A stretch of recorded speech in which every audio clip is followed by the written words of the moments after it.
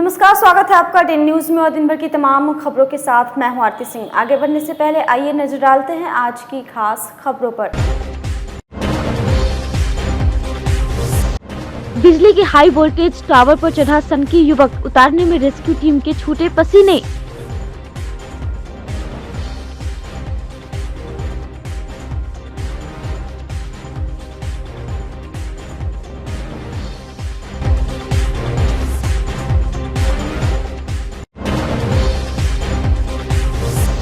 जीजा बना हैवान, साली का दुष्कर्म करने के बाद कर दी हत्या, पुलिस ने किया गिरफ्तार।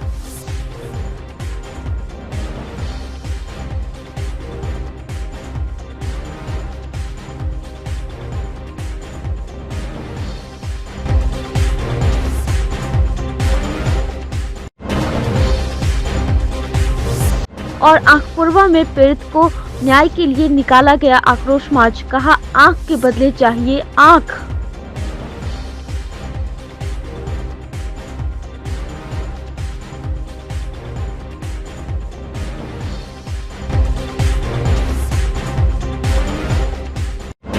और अब खबरें विस्तार से। मुजफ्फरपुर में एक युवक हाई वोल्टेज बिजली के टावर पर चढ़ गया। उसको उतारने के लिए रेस्क्यू टीम और पुलिस के पसीने छूट गए। खबड़ा स्थित बारमतपुर गांव में एक युवक का ड्रामा देख पुलिस से लेकर ग्रामीण तक दंग थे। वह पिछले 26 घंटों से हाई वोल्टेज बिजली के टावर पर चढ़ा हुआ था। ग्रामीणों के लाख समझाने के बाद भी वह नीचे उतरने को तैयार नहीं था। कभी वह मोबाइल मांगता तो कभी वह शराब की डिमांड करता। लाख समझाने के बावजूद युवक बिजली के टावर पर चढ़ा रहा। अंत में कई थानों की पुलिस के साथ कई रेस्क्यू टीम मौके पर पहुंची और युवक को उतारने की कोशिश की। रेस्क्यू टीम को देख युवक और भड़क जाता है। वह उससे भी मारने की कोशिश करता है। कभी वह ईंट फेंकता है तो कभी गमछे के जरिए तार पर लटक जाता है। अंततः 26 घंटे के हाई वोल्टेज ड्रामे के बाद आखिरकार बिजली के ट्रांसमिशन टावर पर चढ़े युवक को उतारा गया। तार को टावर से खोलकर नीचे गिराया गया। फिर भी वह तार पकड़कर चिपका हुआ था। उसे पुलिस के जवानों ने दबोच कर हटाया।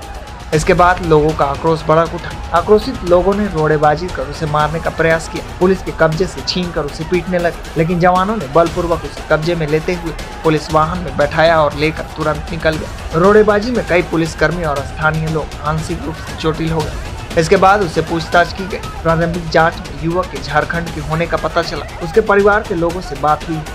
आगे युवक से पूछताछ की जाएगी। स्थानीय लोगों का कहना था कि वह पहले बिजली विभाग में काम करता होगा, इसलिए वह ऊपर से गिरा नहीं, तार पर भी आराम से रेंगता रहा। हालांकि पुलिस का कहना है कि पूछताछ के बाद ही सही बात का पता लगेगा। क्योंकि 24 घंटा से भी ज्यादा बीत चुका है। कितना देर हो चुका है? 24 घंटा लगभग। क्या डिमांड करता है? बहुत तरह के इसका डिमांड है। शादी कराने के लिए बोलता है। शादी सुन सकते, शादी कराने के लिए बोला। क्या दारू चालू कराने के फेर में ये बंदा ऊपर चढ़ा हुआ है। कह रहा है कि नीतीश कुमार दारू चालू करे और शादी के लिए वो कह रहा है कि मेरे को शादी चाहिए, लड़की चाहिए, मोबाइल चाहिए, खाने पीने का सामान ऊपर उसको दिया जाए। सारा सुख सुविधा ऊपर चढ़कर वो अपने आप को साबित कर रहा है। घंटों कड़ी मशक्कत के बाद आखिरकार सनकी युवक को हाई टेंशन बिजली के टावर पर से नीचे उतार लिया गया है। कई रेस्क्यू टीम यहां पर लगी थी, जिसे घंटों मशक्कत के बाद टीम ने उसे नीचे उतार लिया है। एसडीआरएफ के अधिकारी हमारे साथ मौजूद हैं। सर, किस तरह से उतारे और कितना सर मशक्कत करना पड़ता था? इधर हो जाइए। एसडीआरएफ को सूचना मिली कि खाबड़ा में एक जो या तो पागल कहा जाए जो भी है, एक बिजली के पोल पे चढ़ गया जो शायद 13,000 केवी का है। तो एसडीआरएफ वहाँ पे पहुँची। उससे पहले भी यहाँ प्रशासन और टीम पहुँची हुई थी। तो एसडीआरएफ की टीम और बिजली विभाग की टीम दोनों ऊपर चढ़ा। काफ़ी दूर चढ़ने के बाद फिर कुछ देर रोक दिया गया। फिर जाल लाया गया ताकि उसको जिंदा ही उतारा जाए और जाल नीचे बिछाया गया। जाल बिछा करके फिर काफ़ी मशक्कत करना पड़ा। सारे जितने भी जो भी था एसडीआरएफ का, बिजली विभाग का टीम ऊपर पहुंचा हुआ था। ऊपर पहुंच करके जब वो उतारने की कोशिश किया, फिर उन्होंने नीचे आना शुरू किया। फिर चकमा दे के फिर वो तार पकड़ लिया। तार पकड़ने के बाद वो फिर तार पे लटक गया। तार पे लटक जाने के कारण वो क्या है, एक बांस दूरी चला गया, जिसको कि तार उतारने के अलावा दूसरा कोई साधन नहीं था। और उसके बाद तब काफ़ी मशक्कत करना पड़ा उसको उतारने के लिए और तार को फिर डाउन करके उसको जिंदा बचा लिया गया। क्या कह रहा था वो? बार उतरना नहीं चाह रहा था, क्या बोला था? बार बार कह रहा था कि नहीं आप लोग चढ़िए हम उतर जाएंगे, आप लोग चढ़िए हम लोग उतर, नीचे उतरिए हम उतर जाएंगे।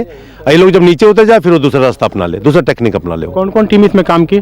इसमें SDRF की थी और इंजन विभाग का था, बिजली विभाग का, और पुलिस प्रशासन था, फायर ब्रिगेड, फायर का आदमी भी था। लाइन को पूरी तरह से काट दिया गया था। हाँ, लाइन को पूरी तरह से काट दिया गया था। कितना देर बिजली बाधित रहा इधर?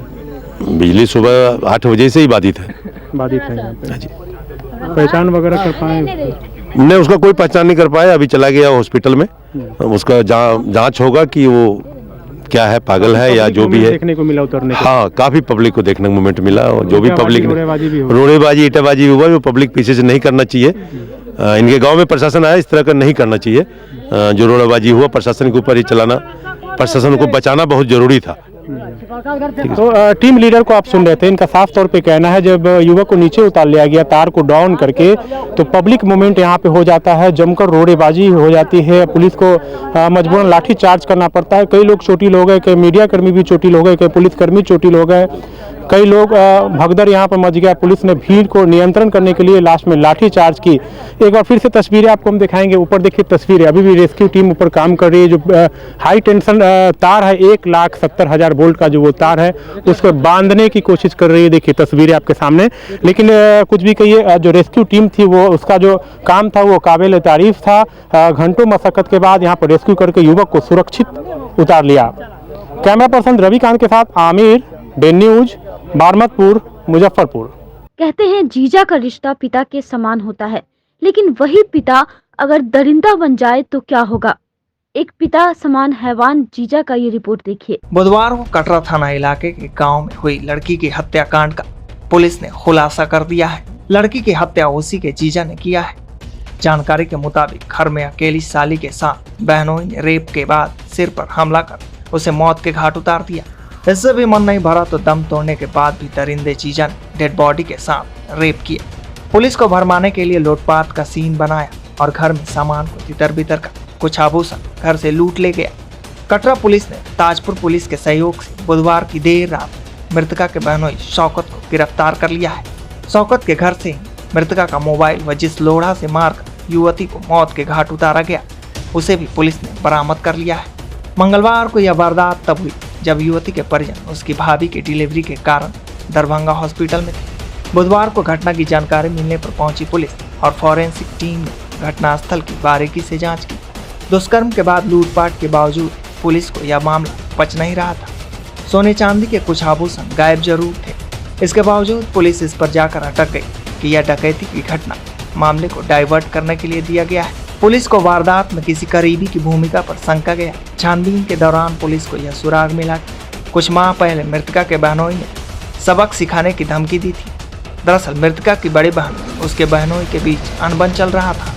इस मामले को लेकर पंचायत भी हुई थी। बड़ी पंचायत में मृतका ने अपने बहनोई को थप्पड़ जड़ा था। बुधवार की देर रात समस्तीपुर जिले के ताजपुर थाना क्षेत्र में छापेमारी कर युवती के बहनोई को पुलिस ने गिरफ्तार कर लिया। पहले तो उसने घटनाओं में संलिप्तता से इनकार किया, लेकिन जब कटरा पुलिस शौकत के घर की तलाशी ली तो घर से मोबाइल बरामद हो गया जो युवती का था। जी बिल्कुल, कटरा थाना अंतर्गत एक हत्या का मामला सामने आया था।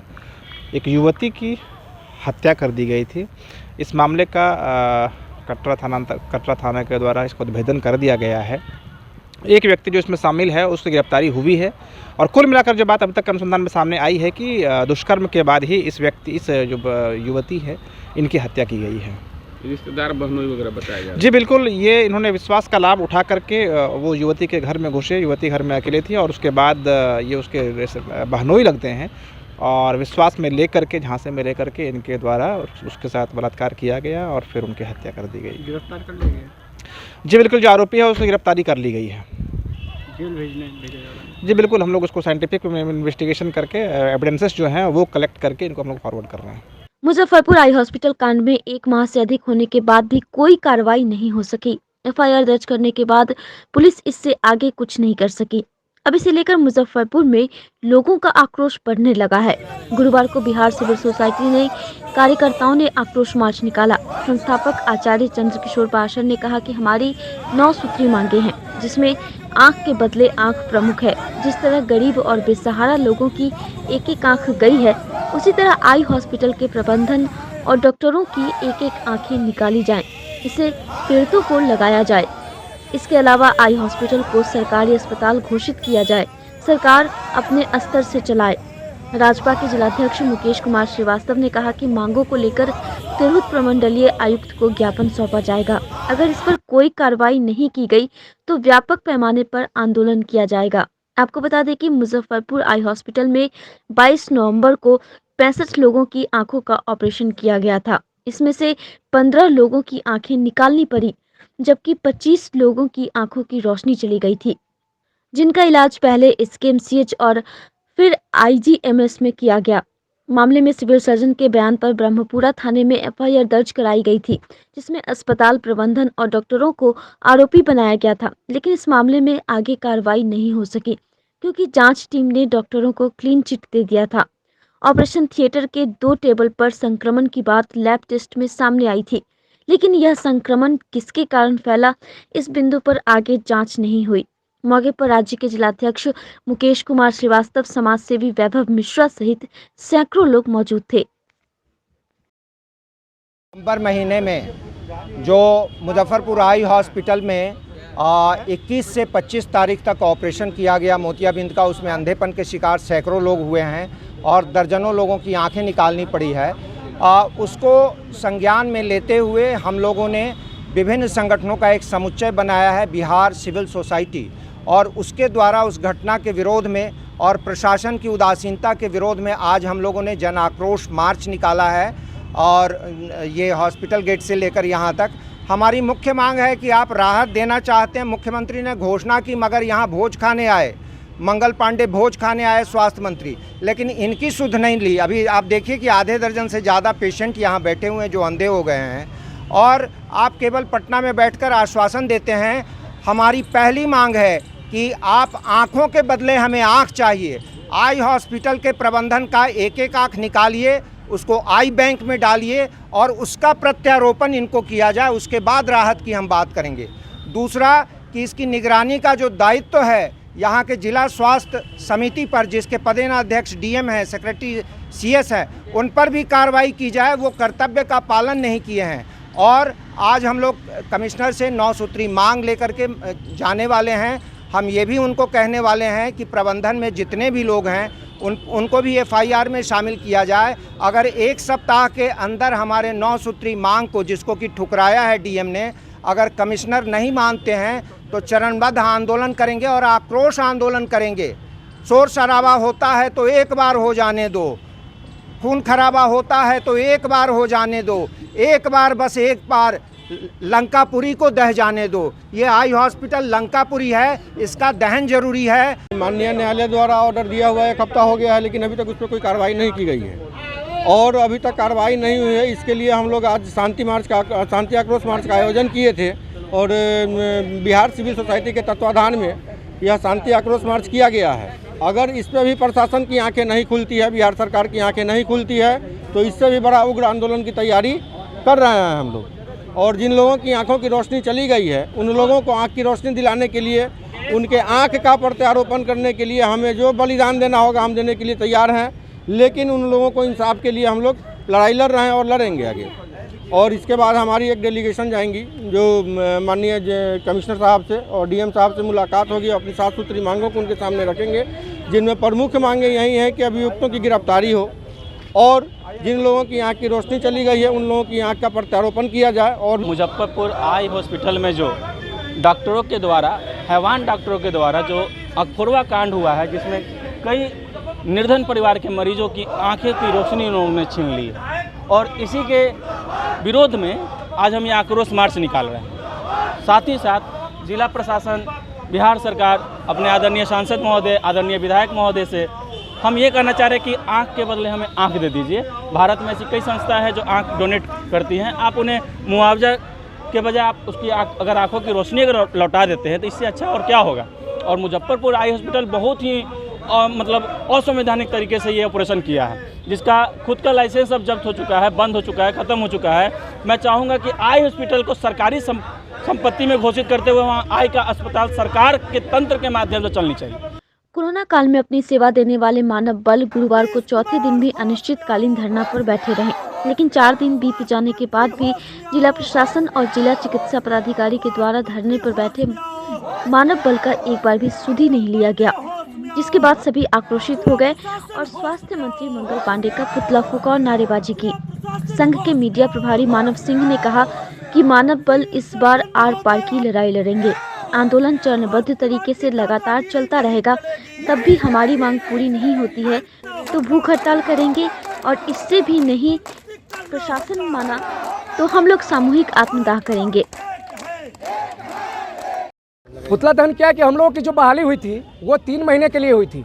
3 महीने के बाद क्या किया गया, हम लोग जब ज्वाइनिंग डेट पे गए, ज्वाइन किया, उसमें 18 दिन से 20 दिनों तक काम लिया गया। उसके बाद विदाउट सूचना हम लोगों को हटा दिया गया। उसके बाद जब हम लोगों ने आक्रोश में आकर के रोड आंदोलन शुरू किया तो फिर हमारे जो जिलाधिकारी मुजफ्फरपुर के हैं, जिनका नाम लेने में हमको शर्म आती है, प्रणब कुमार जी, उन्होंने एक लेटर जारी किया आंदोलन के बाद कि जो लोग जहां से आए और ज्वाइन करें।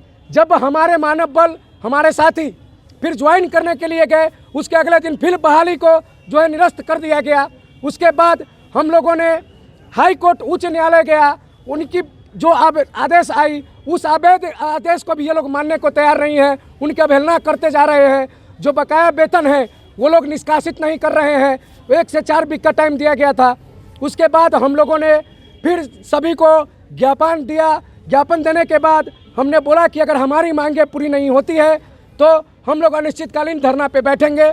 और 20 दिसंबर 2021 से आज चौथे दिन हमारी धरना की है। ना कोई अधिकारी हमसे बात करने आए हैं और ना ही कोई अधिकारी इसमें कुछ हम लोगों को दे रहे हैं कि हम आगे क्या करेंगे नहीं करेंगे। हम लोगों ने आक्रोश में आकर के आज स्वास्थ्य मंत्री जी का पुतला दहन किया है। कल और आक्रोश में आएंगे, नीतीश कुमार जी का पुतला दहन करेंगे, सीएस का करेंगे, डीएम का करेंगे।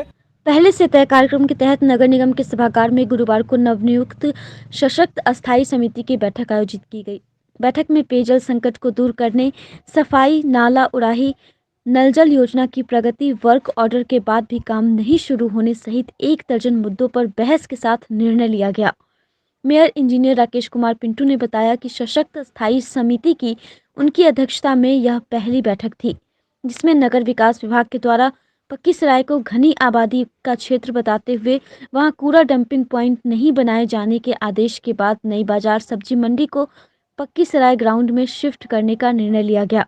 साथ ही सूतापट्टी, इस्लामपुर और बैंक रोड में फेस लिफ्टिंग का काम जल्द से जल्द शुरू करने का निर्णय लिया गया। वहीं वार्ड 22 में चल रहे नाला विवाद को लेकर भी सशक्त अस्थायी समिति की बैठक में चर्चा हुई, जिसमें नाले की हाइट नहीं बढ़ाने पर निर्णय लिया गया। बैठक में नगर आयुक्त विवेक रंजन मैत्रेय, मानमर्दन शुक्ला सहित सशक्त स्थायी समिति के तमाम सदस्य और नगर निगम कर्मी मौजूद थे। एजेंडा तो काफ़ी सारी थी, जैसे माननीय नगर आयुक्त महोदय के ने 12 एजेंडा पेश किया। उसमें मुख्य एजेंडा था आपको ये मुजफ्फरपुर नगर निगम क्षेत्र में पक्की सराय से कचरा ट्रांसपोर्टेशन केंद्र बनाने के संबंध में। तो इसमें हम लोगों ने बोला है कि वहाँ पर चूँकि घनी आबादी है तो वहाँ पर कचरा प्रबंधन करने में दिक्कत होगा, क्योंकि अगल बगल के लोग इफ़ेक्टेड होंगे इससे। तो इसको वहाँ पर न करके दूसरी जगह पर किया जाए। और दूसरा एक योजना था उनका मुजफ्फरपुर,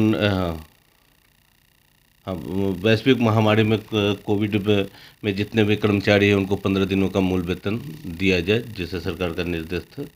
तो उसमें भी हम लोग ने मान लिया है, हम उनको ज़रूर मिलना चाहिए।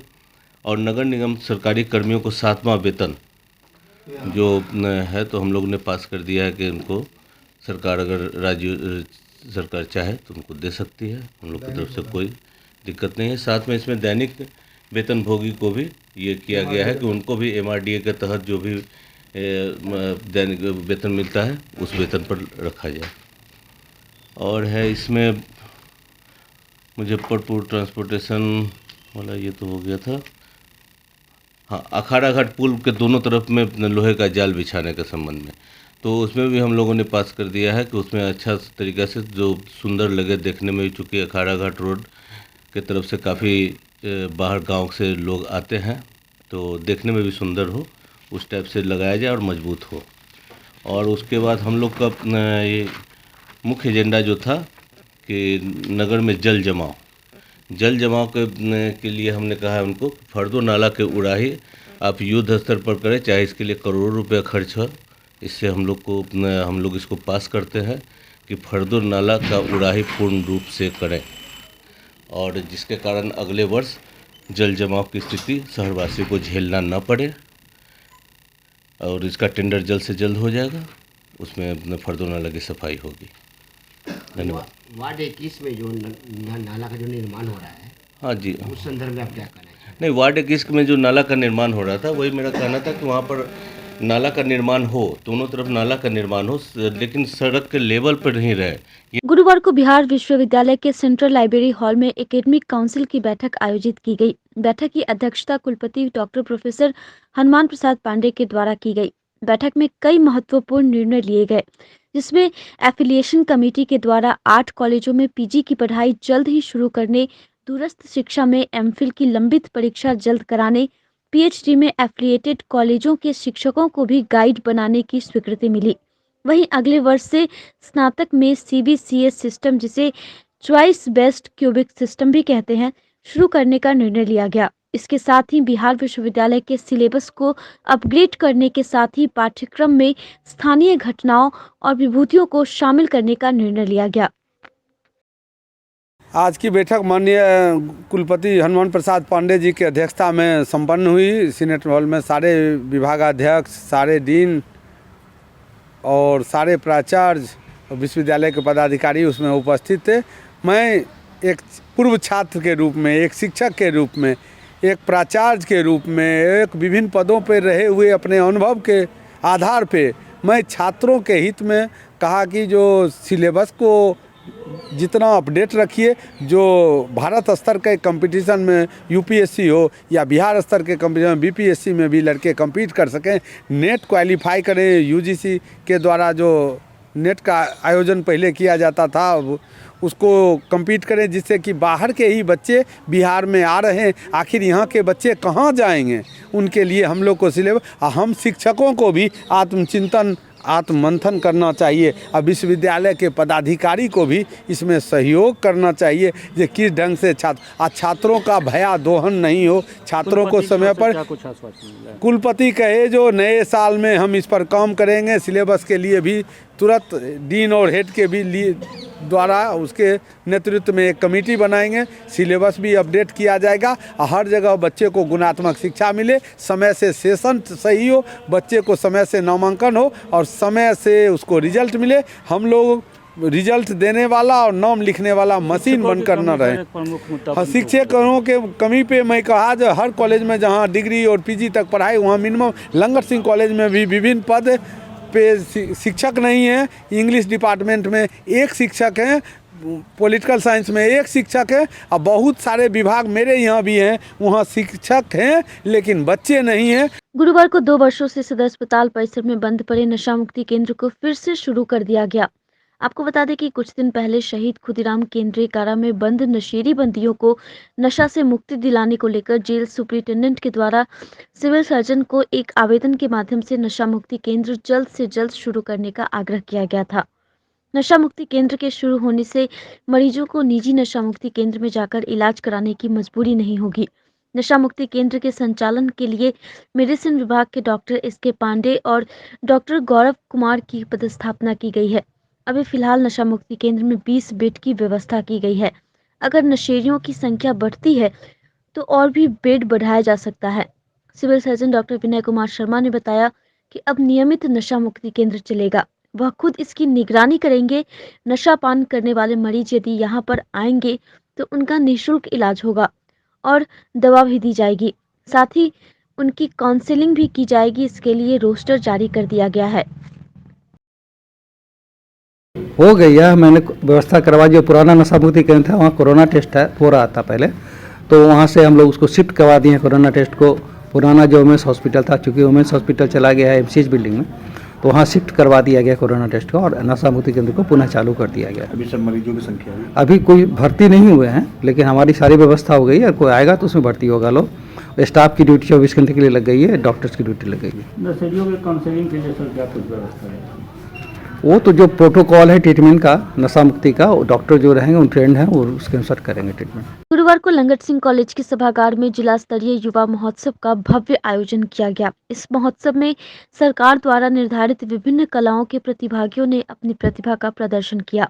निर्णायक मंडल द्वारा चयनित प्रतिभागियों को सहरसा में आयोजित होने वाले राज्य स्तरीय युवा महोत्सव कार्यक्रम में मुजफ्फरपुर जिले का प्रतिनिधित्व करने का मौका मिलेगा। मुख्य अतिथि के रूप में पहुंचे सूचना एवं जनसंपर्क पदाधिकारी कमल सिंह ने बताया कि पिछले 2 सालों से कोरोना को लेकर यह कार्यक्रम आयोजित नहीं हो पा रही थी। इस बार इस युवा महोत्सव में काफी संख्या में युवाओं ने भाग लिया है। निर्णायक मंडल द्वारा चयनित प्रतिभागियों को सहरसा में आयोजित होने वाले राज्य स्तरीय युवा महोत्सव कार्यक्रम में जिले का प्रतिनिधित्व के तौर पर भेजा जाएगा। आज जिला स्तरीय युवा महोत्सव कार्यक्रम एलएस कॉलेज के ऑडिटोरियम में हो रहा है। पिछले वर्ष कोविड के कारण यह कार्यक्रम नहीं हो पाया था। चूँकि यह कार्यक्रम हो रहा है इसलिए कलाकारों में जोश है, उत्साह है और इसमें 15 विधाओं में कलाकार अपने प्रतिभा का प्रदर्शन कर रहे हैं। निर्णायक मंडल की टीम बैठी हुई है। इसमें प्रत्येक विधा में जो टॉप आएंगे, जो फर्स्ट आएंगे, वो राज्य स्तरीय कार्यक्रम जो राज्य स्तरीय जिला महोत्सव जो होगा, राज्य स्तरीय युवा महोत्सव कार्यक्रम, उसमें जनवरी के प्रथम सप्ताह में सहरसा में यह कार्यक्रम होगा। उसी में इनकी सहभागिता सुनिश्चित होगी। तो ये हमारे लिए और जिला प्रशासन के लिए और जिले के कलाकारों के लिए बड़ी फक्र और गौरव की बात है कि यह कार्यक्रम हो रहा है। गुरुवार को निकटतम प्रत्याशी संघ के प्रतिनिधि मंडल ने मुख्य निर्वाचन पदाधिकारी सह जिलाधिकारी प्रणव कुमार से मुलाकात कर मुजफ्फरपुर विधानसभा क्षेत्र के फर्जी वोटर्स के नाम हटाने और वास्तविक वोटर्स का नाम जोड़ने को लेकर एक मांग पत्र सौंपा। संघ के अध्यक्ष सुधीर ठाकुर ने बताया कि नगर निगम क्षेत्र में 49 वार्ड है, जिसका चुनाव मई माह में होना है। इन 49 वार्ड में प्रत्येक वार्ड बूथ पर 300 के करीब फर्जी वोटर्स हैं, जिनके नाम का सत्यापन किया जाए। कुछ वोटर्स पलायन कर गए हैं, वहीं कुछ मृतक वोटर्स का नाम अब तक नहीं हटाए गए हैं, जिसको लेकर मुख्य निर्वाचन पदाधिकारी को ज्ञापन सौंपा। जल्द से जल्द वोटर लिस्ट पुनर्निरीक्षण की मांग की गई। आज हम लोग जिलाधिकारी सह जिला निर्वाचन पदाधिकारी के पास ज्ञापन देने आए हैं। ज्ञापन में वर्णित बिंदु है कि 2011 से फर्जी वोटर, पलायन वोटर, मृतक वोटर, डबल वोटर ये कायम था और दिनों दिन बढ़ते चला गया, लेकिन इससे जो है फर्जी वोटर पर कोई कार्रवाई नहीं हुई। आज ऐसा हो गया कि 2 से 3 चुनाव ऐसा हुआ जिसमें फर्जी वोटर पर लोग चुनाव जीत गए। आज हम लोग इस बात को उभारे हैं, काफ़ी हाईलाइटेड किए हैं इस मामले को, तो जिस पर जो है ये मामला हाई कोर्ट भी गया हुआ है हम लोग का मामला, और सभी जगह जाने के बाद इस पर कार्रवाई के लिए हम लोग कई बार प्रयास किए, लेकिन कार्रवाई नहीं हुई। आज खुशी की बात है कि आपको लोकसभा में ये फर्जी वोटर, पलायन वोटर, मृतक वोटर, डबल वोटर पर कार्रवाई हेतु प्रेषित हुआ है, जो बड़ी खुशी की बात है। इसीलिए आज हम लोग ज्ञापन दे रहे हैं कि पूर्ण रूपेण चुनाव के पहले, जो वार्ड पार्षद का चुनाव अब नज़दीक में है, उसके पहले ये फर्जी वोटर, पलायन वोटर, मृतक वोटर और डबल वोटर को हटाई जाए, जिससे चुनाव शांतिपूर्ण और सही ढंग से चुनाव हो सके और जो निष्पक्ष ढंग से चुनाव हो सके, और आधार वोटर आईडी कार्ड का लिंक होने से ये कायम हो सकता है। रविवार को नोनिया सेना के द्वारा सदर अस्पताल में दोबारा नशा मुक्ति केंद्र संचालित करने और जिला के सभी अस्पतालों में नशा मुक्ति केंद्र की व्यवस्था करने को लेकर जिलाधिकारी को ज्ञापन सौंपा गया। अशोक कुमार देशवक्त ने कहा कि शराबबंदी की वजह से युवा स्मैक ले रहे हैं, जिसको अभियान चलाकर नशा मुक्ति केंद्र में भर्ती कराने का काम नोनिया सेना के द्वारा किया जाएगा, जिसके लिए नशा मुक्ति केंद्र होना बहुत जरूरी है।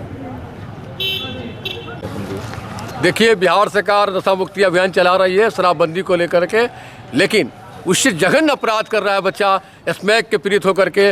वो चोरी, छिनतई, न जाने कौन कौन सा अपराध करने पर खून तक बेच रहा है, लेकिन उस ओर सरकार के ध्यान नहीं है। हम लोगों ने नशा मुक्ति अभियान चलाने का निर्णय लिया। Human right activist forum Bharat और नोनिया सेना के संयुक्त तत्वाधान में 10 दिसंबर को ह्यूमन राइट का जो दिवस था उस दिन हम लोगों ने निर्णय लिया था और केंद्र सरकार से भी हमने लिखा था और केंद्र सरकार ने कहा है, स्पष्ट रूप से एक सम्मानित अखबार में आया है कि जो स्मैक से जो पीड़ित लोग हैं उनको नशा मुक्ति केंद्र में जाके भर्ती करा करके इलाज कराया जाना है। अगर 1-2 पुड़िया मिलता भी है तो पुलिस उस पर सख्ती नहीं बरतेगी। और हम लोगों ने धन्यवाद दिया है CS साहब को, DM साहब को भी धन्यवाद दिया कि नशा मुक्ति केंद्र क्या प्रारंभ फिर से कर दी गई है, लेकिन इसमें व्यवस्था होना चाहिए और सभी जिले के सभी अस्पताल में व्यवस्था होना चाहिए क्योंकि वहाँ के लोग भी उसमें भर्ती हो सके और पीड़ितों को न्याय मिल सके, इससे निजात मिल सके। गुरुवार को नगर थाना क्षेत्र की मुन्नी देवी ने SSP जयंत कांत से मुलाकात कर अपनी नाबालिग बेटी जो कि 2 महीने से गायब है उसकी बरामदगी की गुहार लगाई। पुरानी गुदरी निवासी मुन्नी देवी और उनके पति शंकर शाह ने बताया कि उनकी नाबालिग बेटी को मोहल्ले के ही सुरेश महतो शादी की नियत से अपहरण कर ले गया, जिसकी शिकायत नगर थाने में दर्ज कराने के 2 महीने बीत जाने के बाद भी न तो उनकी बेटी मिली और न ही आरोपी की गिरफ्तारी हो पाई है, जिससे लेकर उन्होंने आज SSP जयंत कांत को ज्ञापन सौंप जल्द से जल्द सकुशल बरामदगी की गुहार लगाई है। इसके साथ 3 महीना हो गया, बच्ची को कोई उपाय नहीं हो। थाना पर जाते हैं तो बोला आज करके डाल दे रहा है और वो अगला इंस्पेक्टर साहब बोल रहे हैं CDR निकलेगा, ये निकलेगा, तो कोई उपाय नहीं हो रहा है। CDR भी निकल गया और कॉलेज को भी निकल गया, कोई उपाय नहीं। तो फिर SP साहब का जनता दरबार में आए, ये भी बोले हैं देखते हैं आगे। सिटी SP साहब से भी भेंट किए हैं तो बोले हैं देख रहे हैं आगे, यही सब बात बोले हैं। कब हुआ था? यही हो गया 11 अक्टूबर का। बाई नेम किए थे केस? हाँ, बाई नेम केस किए थे अथी पर टाउन थाना। क्या नाम, कौन कौन पे आरोप लगाए थे? सुरेश महतो है, इसमें कथी नाम है, चांदनी कुमारी है, या प्रीति है, शिल्पा है और इसके बाद ये है कथी नाम है लड़का, अखिलेश राम, राजेंद्र राम है। अभी क्या बोले SSP साहब? बोले कागज दे दिए, बोले हम आगे कार्रवाई कर रहे हैं। SSP से मिले थे, फिर वहाँ मोती झील में SSP बैठते वहाँ पे मिले हैं, यहाँ भी मिले हैं और थाना पे जाते हैं, बोलते हैं जाओ आपका काम हो जाएगा, कोई कार्रवाई नहीं है। हम लोग गुमटी भी जाम किए थे, उसमें कुछ होगा नहीं। 3 महीना हो गया, 4था महीना चल रहा है, लड़की से ना बात हो रहा है ना लड़की से, उसको उठाएगा तभी ना कोई काम होगा, कुछ नहीं हो रहा है। क्या मांग है? मुन्नी देवी। मांग क्या है प्रशासन से? प्रशासन से मांग क्या है कि लड़का लड़की को लाओ यहाँ पे, अगर वो राजी है तो हम लोग छोड़ देंगे। महान सन्यासी क्रांतिकारी शहीद स्वामी श्रद्धानंद की 95वीं बलिदान दिवस पर गुरुवार को नागरिक मोर्चा एवं नवयुवक समिति ट्रस्ट के संयुक्त तत्वाधान में शहीद भगवान लाल पुस्तकालय भवन में श्रद्धांजलि सभा का आयोजन किया गया, जिसमें मोर्चा के महासचिव मोहन प्रसाद सिन्हा, बिहार विचार मंच की सह संयोजक सविता राज, अधिवक्ता मुन्नी चौधरी सहित उपस्थित लोगों ने उनके चित्र पर पुष्प चढ़ाकर श्रद्धा सुमन अर्पित किया। आज महान देशभक्त संत सिपाही के रूप में सन्यासी क्रांतिकारी स्वामी श्रद्धानंद की आज 94वीं बलिदान दिवस है। आज ही के दिन एक फिरका परस्त ने दिल्ली के चांदनी चौक पर 23 दिसंबर 1926 को उन्हें गोली मारकर शहीद कर दिया था। ऐसे महान श्रद्धानंद के बलिदान दिवस पर आज हम नागरिक मोर्चा, बिहार विचार मंच, श्री नवयुवक समिति ट्रस्ट के संयुक्त तत्वाधान में शहीद भगवान लाल पुस्तकालय भवन में महान आत्मा को श्रद्धा सुमन अर्पित कर रहे हैं। गुरुवार को RBBM कॉलेज में कलम के जादूगर राम वृक्ष बेनीपुरी की 122वीं जयंती समारोह मनाई गई। कॉलेज की प्राचार्य डॉक्टर ममता रानी सहित कॉलेज के शिक्षकों और टीचर स्टाफ ने राम वृक्ष बेनीपुरी की प्रतिमा पर पुष्प चढ़ाकर श्रद्धा सुमन अर्पित किया। जयंती समारोह के साथ ही वर्तमान शैक्षिक परिदृश्य, समस्या और समाधान विषय पर शैक्षिक विमर्श की गई। साथ ही जयंती समारोह को लेकर पहले से ही विभिन्न तरह की प्रतियोगिताएं आयोजित की गई थी, जिसमें सफल प्रतिभागियों को सम्मानित किया गया। प्राचार्य डॉक्टर ममता रानी ने बताया कि राम वृक्ष बेनीपुरी रचना सम्मान का शुभारंभ आज से किया गया है। राम वृक्ष बेनीपुरी जी की जयंती है और इस अवसर पर महाविद्यालय में कई कार्यक्रम आयोजित किए गए हैं। हम लोगों ने माल्यार्पण किया और इसके अतिरिक्त आज कुछ सांस्कृतिक कार्यक्रम भी हुए। और छात्राओं के बीच आज शिक्षा समस्या और चुनौती और उसके समाधान पर एक विमर्श भी होना है।